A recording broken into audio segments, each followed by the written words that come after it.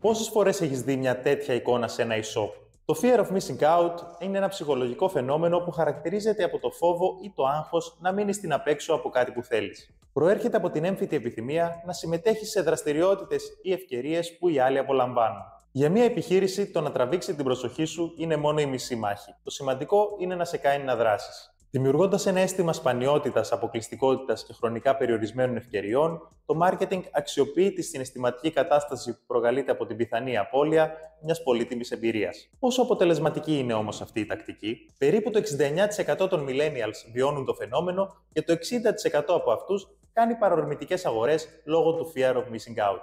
Με άλλα λόγια, θα αγοράσουν κάτι μόνο και μόνο επειδή αισθάνονται ότι μπορεί να το χάσουν. Δεν είναι όμως μόνο οι millennials. Σύμφωνα με έρευνες, οι μισοί άνθρωποι που χρησιμοποιούν τα social media πάσχουν από το φόβο της απώλειας. Πάμε να δούμε κάποιες σχετικές τακτικές που χρησιμοποιούν οι επιχειρήσεις. Νούμερο 1. Προσφορές περιορισμένου χρόνου και flash sales. Με αυτόν τον τρόπο, οι επιχειρήσεις δημιουργούν το αίσθημα του επίγοντος και ενθαρρύνουν τις άμεσες αγορές. Όπως σε αυτό το παράδειγμα της Amazon, όπου δείχνει ένα χρονόμετρο αντίστροφης μέτρησης ή ακόμα και μηνύματα σχετικά με το πότε λήγουν οι προσφορές. Νούμερο 2. Έμφαση σε προϊόντα με τις καλύτερες πωλήσεις ή τις κορυφαίες αξιολογήσεις. Όταν βλέπεις ένα ωραίο προϊόν που αγοράζουν και άλλοι άνθρωποι, είναι λογικό να θες να το αποκτήσεις κι εσύ. Νούμερο 3. Εμφάνιση του αριθμού των αποθεμάτων. Αν κάτι πρόκειται να εξαντληθεί σύντομα, υπάρχει μεγάλο κίνητρο να το αποκτήσεις τώρα.